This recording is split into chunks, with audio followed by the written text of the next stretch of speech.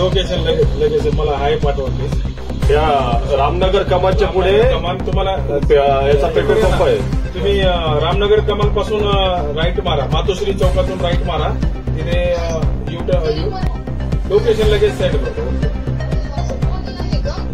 body एमजीएमला हे केलेली आहे, ते जे ते ऑर्डर झाले ना ते